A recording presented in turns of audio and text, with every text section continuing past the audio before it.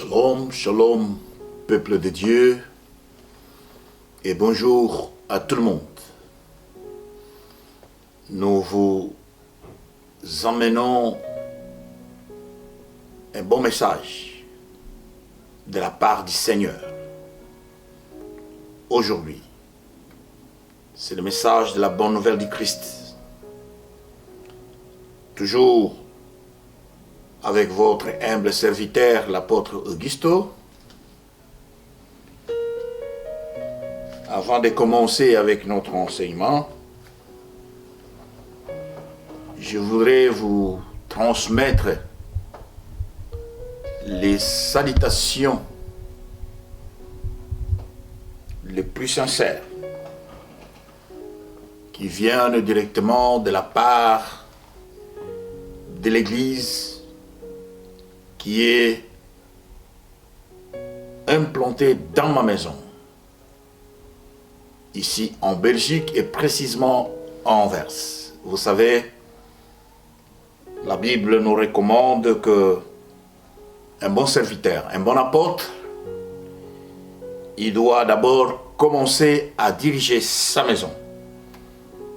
Voilà, mon église implantée dans ma maison avec toute ma famille vous salue au nom du Seigneur Jésus-Christ.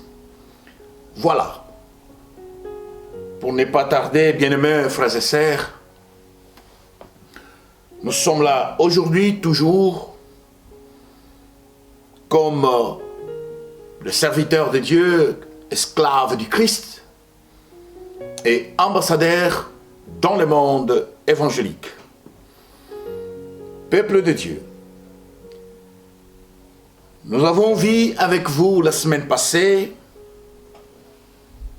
toujours dans notre thème, la repentance la plus approfondie. On nous a posé une question très importante.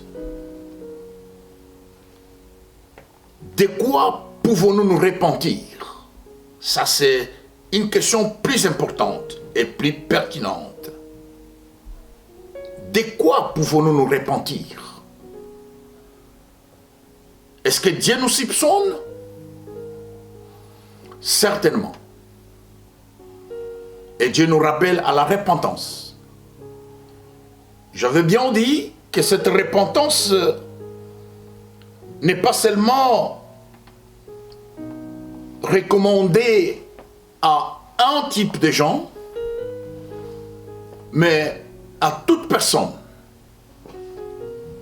quel que soit son état,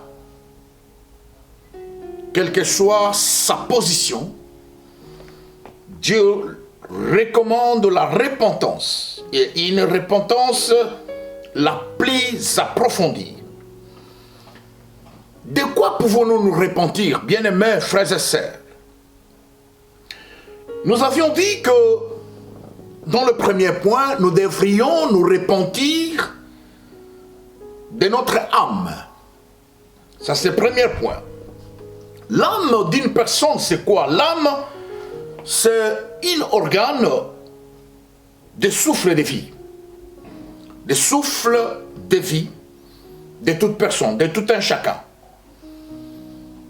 L'âme d'un homme, vous savez, est dans le sang. Le sang qui circule dans l'homme, l'âme est dans le sang. C'est pourquoi vous verrez que lorsque le sang de l'homme est versé sur terre, l'âme meurt. La personne est partie. Et cette personne, on ne l'appelle plus la personne vivante, mais on l'appelle un cadavre. Parce que elle n'a plus l'âme vivante. Voilà, peuple de Dieu. Deuxième point, nous avions vu aussi nous parler du corps. Nous devons nous repentir aussi de notre corps. Notre corps doit changer. Notre corps doit changer. Nous allons voir un verset qui est écrit Dans le livre de Matthieu, chapitre 10, verset 28, nous allons lire. La Bible dit, dans verset 28 du chapitre 10 du livre de Matthieu, il est dit ainsi. Ne craignez pas ceux qui tuent le corps et qui ne peuvent tuer l'âme, mais craignez plutôt celui qui peut faire périr l'âme et le corps dans la Géhenne. Vous savez, bien-aimés dans le Seigneur, les Écritures nous parlent ici et nous révèlent très bien que il y a certains gens qui donnent l'importance au diable et Satan. Il y a certains gens qui craignent Satan plus que Dieu. Or, Satan, c'est une créature de Dieu. C'est Dieu qui a créé Satan. Mais Satan, il vient, il détruit le corps de l'homme. Il le détruit avec des maladies, avec des tortures morales, psychiques, spirituelles aussi. Mais il n'a pas le pouvoir de toucher l'âme de la personne sans que Dieu puisse l'ordonner. En d'autres termes, c'est Dieu qui a le pouvoir sur l'âme de la personne, mais pas le diable. Le diable peut toucher, peut tourmenter, peut persécuter, peut détruire le corps. Parce que le corps, c'est une enveloppe simple. C'est une couverture. Mais l'âme et l'esprit est à l'intérieur et contrôlé par Dieu lui-même. Parce que c'est ça la vie. La vie, c'est le souffle. Ce souffle que Dieu avait transféré dans l'homme, le diable n'a pas le pouvoir de le toucher. Et si l'homme meurt, par le meurtre du diable, par le pouvoir du diable, cela veut dire que Dieu a donné l'accès. La volonté de Dieu se manifeste dans l'homme. Alléluia. Peuple de Dieu, nous devons beaucoup plus craindre celui qui a le pouvoir de détruire l'âme et l'esprit. Parce que la Bible dit que le souffle de Dieu appartient à Dieu seul. Celui qui a le pouvoir de donner la vie à l'homme. Et celui qui a le pouvoir d'en retirer. Voilà pourquoi, toi qui es là, qui te tourmente tout simplement, toi qui es là tout simplement parce que tu veux t'enrichir le plus vite possible, parce que tu as l'égoïsme du pouvoir, bien-aimé, et pour en avoir et pour y rester longtemps dans ces pouvoirs, il faut en chercher du pouvoir terrestre auprès du diable. Je viens ce matin,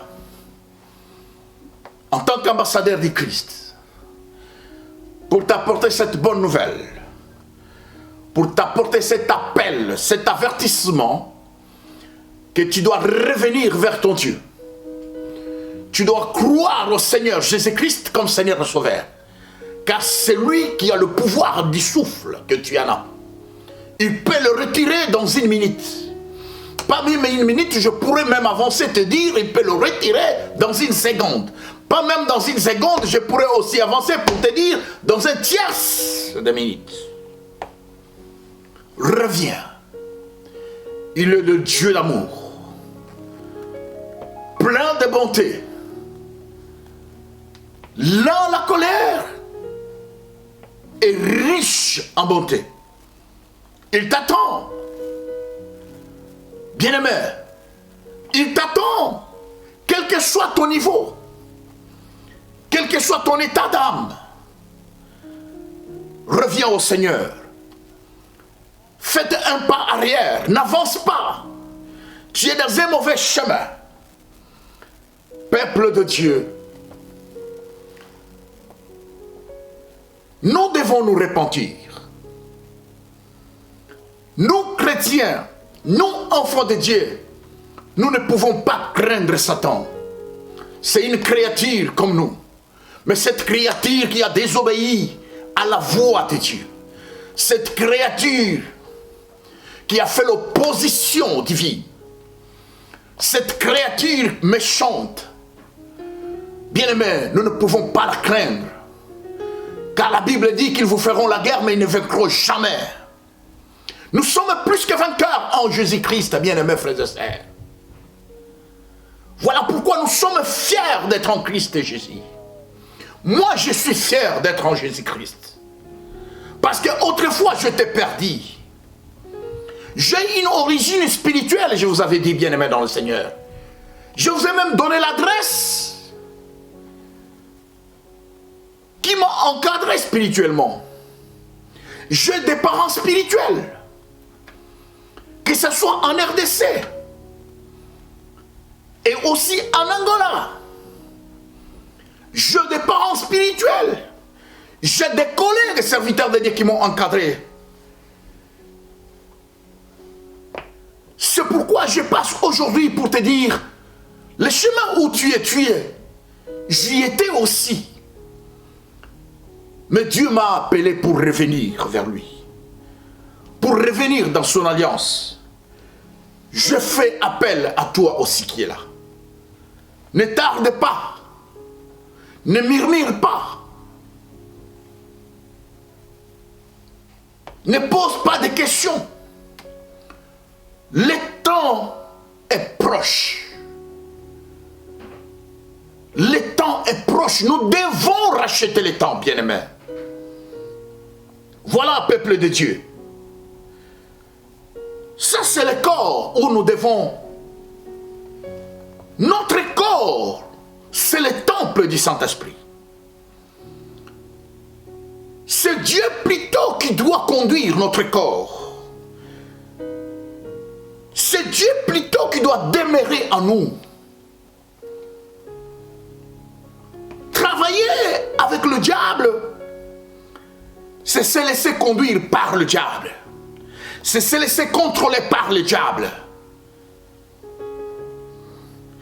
Mais vous savez, le diable a peu de temps.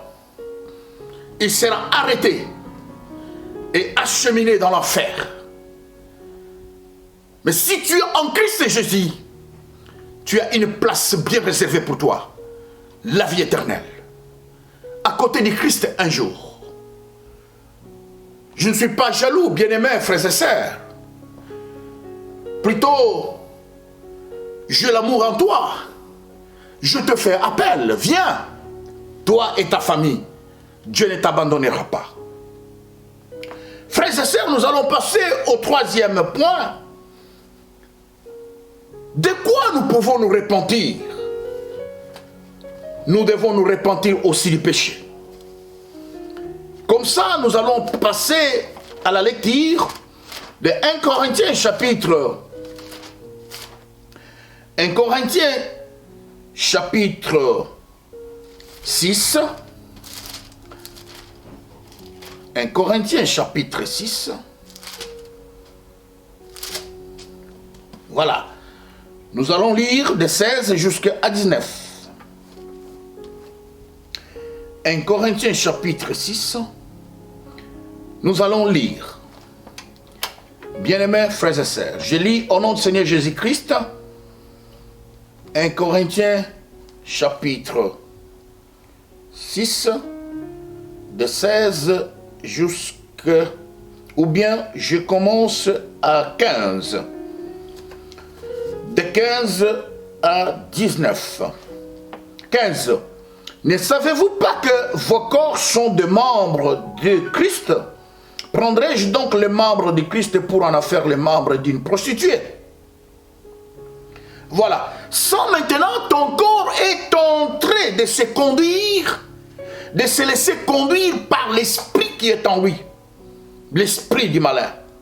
Il lui amène maintenant à la rencontre de l'esprit de la prostitution qui est possédé aussi ou qui possède une femme. Cet esprit te conduit là pour la rencontre, pour se lier avec.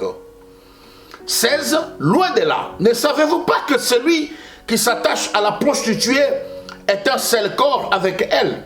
Car est-il dit, les deux deviendront une seule chair. Mais celui qui s'attache au Seigneur est avec lui un seul esprit. Fuyez la débauche, quelques autres péchés. Qu'un homme commette ces péchés est hors du corps, mais celui qui se livre à la débauche pêche contre son propre corps. Ne savez-vous pas que votre corps est le temple du Saint-Esprit qui est en vous, que vous avez reçu de Dieu et que vous ne vous appartenez point à vous-même? Peuple de Dieu, c'est comme on parlait, bien-aimés dans le Seigneur, que notre corps, c'est un temple du Saint-Esprit. Notre corps, ce n'est pas, ça ne nous appartient pas. Le corps appartient à Dieu. Parce qu'il se fait de notre corps son temple. Il doit y habiter pour diriger son peuple, pour te diriger. C'est sa maison. Personne n'a voulu que sa maison soit souillée. Personne n'a voulu que sa maison soit en désordre. Personne n'a voulu que sa maison soit dans les ténèbres.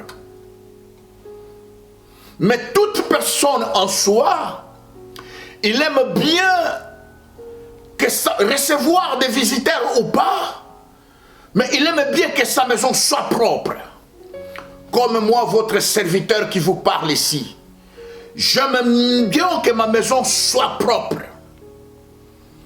J'aime bien que ma chambre soit bien étalée, soit propre, soit éclairée. J'aime bien que mon salon soit éclairé, soit propre.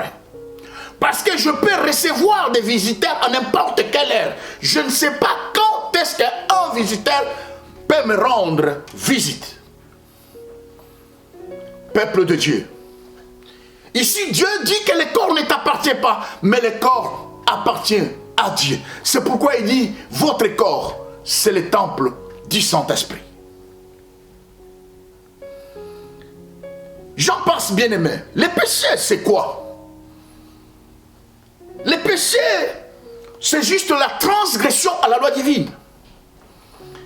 Le péché, c'est juste tout ce qui n'est pas produit de ta conviction, c'est un péché.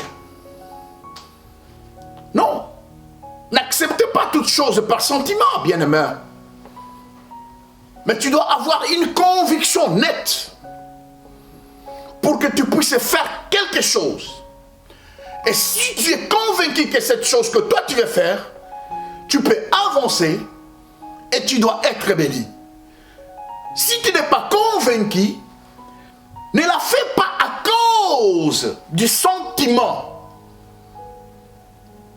de voir des autres le faire et que toi tu le fasses. Non, bien-aimé, tu ne réussiras pas. Reviens, retourne. Parce que si tu le fais, ça devient maintenant un péché. Le péché, c'est quoi? C'est aussi le refus de ne pas faire du bien. Voilà. C'est le refus de ne pas faire du bien. Tout ce que Dieu te demande de faire, toi tu ne veux pas faire. Toi tu ne veux pas le faire. Tout ce que Dieu veut que tu puisses obéir, tu n'obéis pas, mais toi tu désobéis. Tu fais toujours le contraire à tout ce que Dieu veut que tu fasses. Alléluia. Voilà pourquoi l'apôtre Paul venait pour se dire, il s'est lamenté. Il s'est posé des questions. Pourquoi moi, Paul, tout ce que je veux faire du bien, je ne le fais pas, mais je fais du mal? C'est parce que Paul avait des esprits du mal en lui, qui le conduisaient du faire le mal. Mais lorsque tu es dirigé ou conduit par le Saint-Esprit, bien-aimé, le Saint-Esprit ne te conduira jamais dans la perdition. Le Saint-Esprit ne te conduira jamais de faire du mal, mais le Saint-Esprit te conduira de faire toujours du bien. Alléluia. Le Saint-Esprit te conduira toujours de faire du bien. Lorsque lorsqu'une personne pense à aller s'allier avec une prostitution, vous savez combien des esprits possèdent une prostitution? Vous savez combien des esprits possèdent un impudique? Alléluia. Combien des esprits, une prostituée, il reçoit combien de visiteurs par jour? Et lorsque toi tu vas te lier, c'est le transfert du sang que tu fais. C'est une alliance. Et vous ne devenez pas des corps, mais dans le mariage, vous devenez immédiatement un seul corps. Cela veut dire quoi?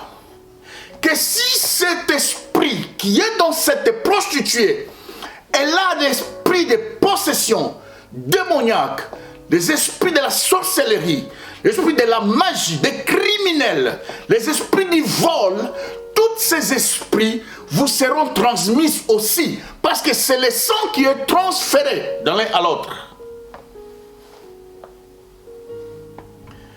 Voilà pourquoi nous devons tirer beaucoup d'attention. Quel chemin où nous devons prendre? Quelle route? Et quel est le maître que nous devons suivre? J'en viens, bien-aimé, en appel d'un frère et sœur. Toi qui me regardes sur cette caméra, vous savez que Dieu vous aime bien. Et Dieu te tend encore sa main. Rien n'est plus tard, bien-aimé. Rien n'est jamais trop tard. Dieu te tend encore sa main. Il te dit, reviens. Tu es mon enfant. Tu es perdu. Mais j'en ai toujours besoin de toi. Alléluia, bien-aimé. Dieu a encore besoin de toi. Ne te condamne pas parce que non, tu es tombé. Non, tu dois te relever. Ne te juge pas, non. Personne ne va encore m'aimer. Non, Dieu t'aime. Si le monde ne t'aime pas, mais je viens te dire ce matin que Dieu t'aime. De tout son cœur. Parce qu'il a dit, par son grand amour, il a envoyé son Fils unique. Afin que quiconque croit en lui ne périsse pas, mais qu'il ait la vie éternelle. Bien-aimé, les bras ouverts de Jésus-Christ sont encore ouverts. Jésus a encore ses bras ouverts. Il t'attend. Il veut que tu puisses revenir, bien-aimés frères et sœurs. Ah. Beaucoup de gens m'ont posé la question. Est-ce qu'un homosexuel peut être pardonné? Est-ce qu'un adultère peut être pardonné? Est-ce qu'un impudique, un ivrogne peut être pardonné? Une lesbienne peut être pardonnée. Un féticheur, un marabout peut être pardonné. Un magicien, un sorcier peut être pardonné. Ils m'ont posé tant de questions à partir de ces enseignements. Bien-aimés, rien n'est trop tard.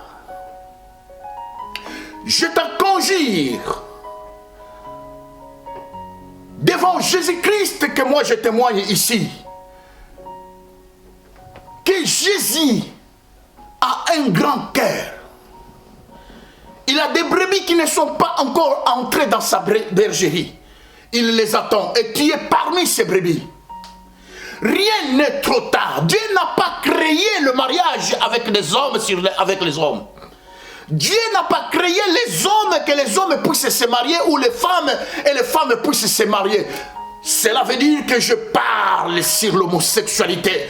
Toi qui es possédé par cet esprit, bien-aimé, je te demande de sortir dans cette loge. Il y a même des serviteurs de Dieu. À cause du pouvoir terrestre, à cause des biens de cette terre, à cause du luxe de cette terre, les uns se sont abandonnés et ils sont possédés par ces esprits. Ils sont devenus des homosexuels. « Bien-aimé, que cela soit sans effet dans ta vie. retire-toi immédiatement et reviens à Jésus-Christ. Dieu a créé l'homme et il a créé la femme dans l'homme. Il l'a retiré, il a présenté cette femme devant l'homme pour qu'il puisse l'épouser, l'aimer et l'épouser. Et tous deux sont devenus une seule chair. Dieu n'a pas créé l'homme dans l'homme pour se marier. Non, ça c'est l'opposition du diable. Sors dans ces loges si tu es là. Tu es dans une prison. Tout péché est pardonné, sauf l'incrédulité. Si tu ne crois pas au Seigneur Jésus-Christ, tu iras en enfer. Mais malgré tout ce temps que tu es passé dans le péché, quel que soit son nom, bien-aimé, si tu fais un pas en arrière, cela veut dire, si tu changes d'avis, tu changes de direction, tu regardes en arrière à la rencontre avec ton Dieu, Dieu va t'embrasser. Dieu va t'aimer davantage. Il va te dire, oh mon fils, tu es perdu, maintenant je te récupère. Soyez bénis et soyez bénis, bien-aimés dans le Seigneur. Tu tardes pour rien. Passe ce message à ton frère et sœur. Passe ce message à la nation. Il faut que aussi là-bas aimer. Il faut transmettre aussi ce message aux autres bien-aimés dans le Seigneur. Tu feras aussi ta part dans l'évangile du Christ. Dieu attend de nous que nous puissions gagner le monde entier en lui. Le diable n'a pas une place dans le royaume des cieux. Le diable a une place dans l'enfer. Mais toi, Dieu te réserve encore une place. À moins que tu puisses te repentir. À moins que tu puisses te revenir dans tes mauvaises voies. Et les choisir comme ton Seigneur et Sauveur de ta vie. Bien-aimés, vous savez, laisse-moi vous dire que Jésus-Christ, que peut-être vous pensez que lorsque je suis dans un loge, lorsque je suis en contact avec une religion quelconque, une doctrine quelconque, qui n'est pas de Jésus, vous pensez que Jésus est venu vous condamner. Non, Jésus n'était pas venu condamner le monde. Mais Jésus est venu plutôt ôter les péchés pour que tu sois sauvé pour la vie éternelle. C'est pourquoi, frères et sœurs, les seuls remèdes, les seuls médicaments à ce qui concerne les péchés, à ce qui concerne la vie spirituelle, ce n'est pas les médecins de ce monde qui vont en terminer. Ce n'est pas les médecins de ce monde qui viendront te guérir. Je viens en tant qu'un ambassadeur de Christ, mandaté par Yahweh, Elohim est le Dieu des très hauts. Il m'a mandaté pour venir te donner ce message, qu'il t'aime bien. Et il dispose un remède. Bien-aimé, ce remède s'appelle la repentance. C'est tout à fait la conversion de l'âme. C'est le changement d'état, le changement d'avis, le changement de comportement, le changement d'habitude. Revenez vers le Christ, il t'aime, il t'attend avec ses bras ouverts. Que Dieu te bénisse, toi qui as reçu ce message. Que Dieu bénisse ton foyer, ton ministère, tes affaires, tes entreprises. Tout ce que tu as seront protégés par celui que toi tu croiras, par celui qui t'appelle à la conversion totale. Au nom de Jésus-Christ, je vous salue, votre humble serviteur, l'apôtre Augusto.